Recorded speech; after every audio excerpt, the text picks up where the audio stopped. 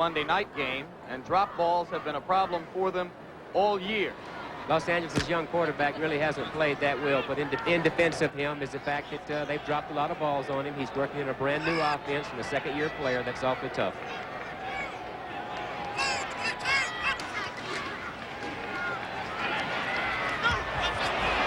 Number 86 is Damone Johnson.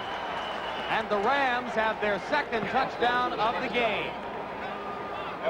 Well, Damone Johnson has brought the receiving to the tight end position for the Los Angeles Rams. David Hill has been used primarily as a blocking tight end, and he has brought the receiving to it. But the St. Louis Cardinals are just completely fooled on this play, Jim. It's a little play fake. You see it right there. He rolls out. Then it's a screen back away from the play action. You see Damone Johnson right there. There's not a St. Louis Cardinal anywhere close. Completely fooled on the play. Well designed. And now Lansford will try to stretch the Ram lead to 14-3.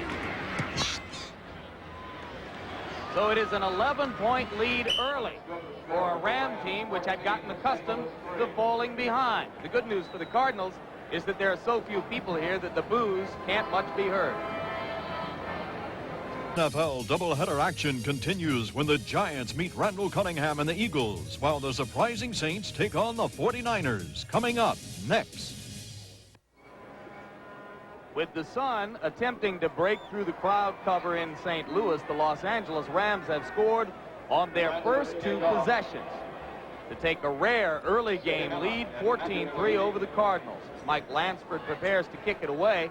The big play that set up the 10-yard touchdown pass from Everett to Damone Johnson was a 55-yard Everett to Ron Brown bomb. Lansford, the barefoot kicker, approaches the ball. Off the hands of Derek McAdoo, and McAdoo wisely elects to down it, so the Cardinals will start from the 20. Ram scoring drive, 5 plays, 73 yards, and it took 2 minutes and 46 seconds, and Everett is off to a real good start, Kenny. What he needs badly, too. He's been playing from behind almost the entire year, and to play like this, it makes things easier. It makes him, he can take advantage of his running game. He can spread the ball around a little bit, and he doesn't have to force anything. Just take his time and stay within his game plan. You look at other scores from around the league as the Cardinals start at their 20.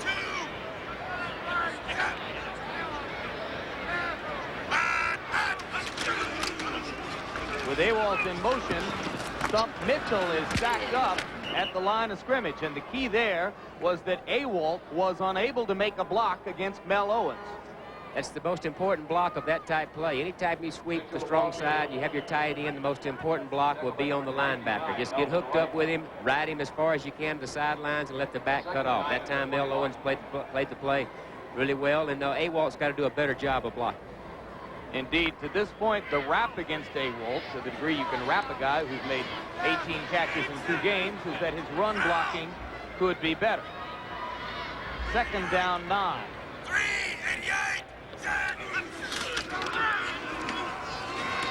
Barrow breaks a tackle, and another, but is finally run down by a host of Rams as the Ram defense, led by Nolan Cromwell, begins to flow to the ball a little bit. Great pursuit that time by just about everyone in the secondary. Nolan Cromwell, Vince Newsom, the whole gang out there, and that's what they have to do. Their defensive coordinator this week said that their tackling was just horrendous against New Orleans, and it's a mental breakdown on their part. They seem to be playing hard, just mental lapses. There is defensive coordinator Fritz Schirmer. Wears a headset. John Robinson, one of the few coaches in the National Football League who never dons a headset during the game. Lomax out of the shotgun on 3rd down and long.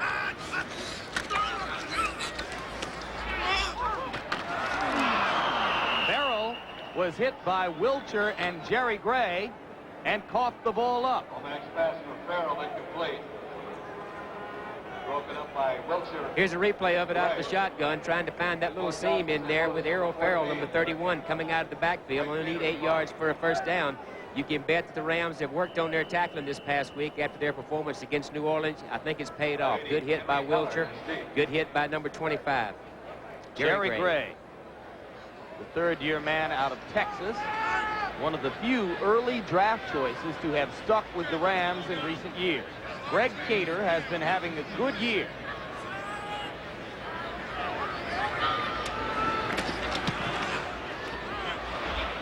Henry Ellard watches the ball go out of bounds. And it's not a long kick, so the Cardinals give up field position. Los Angeles, which has scored the first 2 times it had the ball, will get it at its own 46.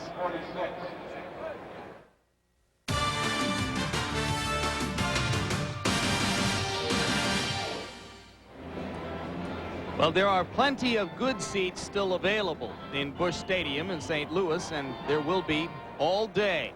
As with 3:09 to go in the first quarter, the Rams lead St. Louis 14-3. John Robinson, during his years as head coach of a juggernaut at Southern Cal, and in his first 4 years of playoff teams with the Rams, has been largely immune to criticism. Nice throw. And Damone Johnson, who is becoming more and more of a force with the Rams, has just made a catch on first down for 12 yards to move the ball into St. Louis territory. You have to have a tight end in an Ernie Zampese offense, Jim. You have to have a tight end that can catch the ball. Now that Dickerson is not there, you'll see more of the Ernie Zampese offense of spreading the ball around to the outside guys, to the tight end. Here you see Jim Everett making a nice throw, nice touch, dropping it right over the top to Damone Johnson.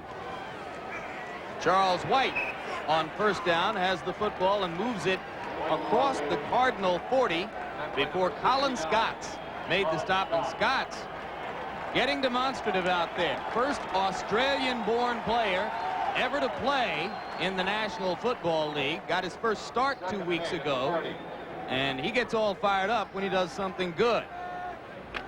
He's getting this sparse crowd fired up. Gene Stallings would like for Scotts to get fired up more often. Second down 8. David Hill with the catch.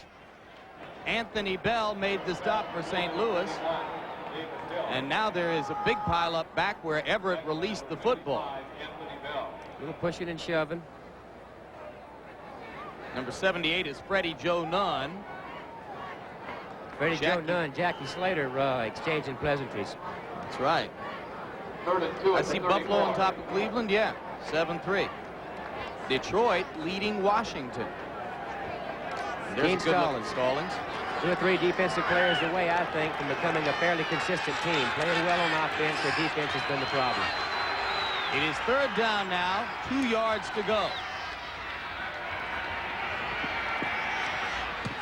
Everett rolling to his left, made a perfect throw, and Ellard couldn't hold the football.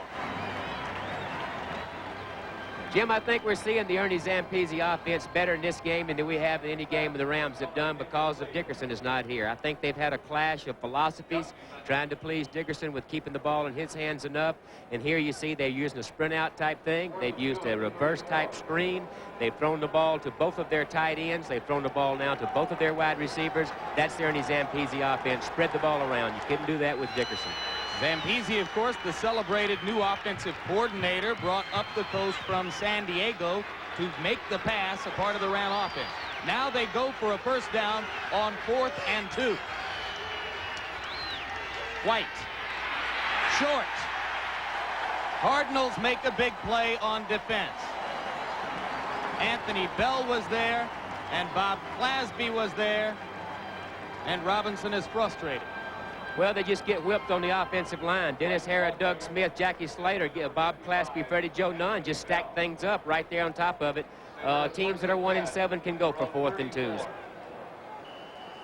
I said that Robinson had been largely immune to criticism up until this year, but when your team is 1-7 and has traded away perhaps the greatest running back of his era, no one is immune to criticism, and John has gotten a bunch of it in the last 3 weeks.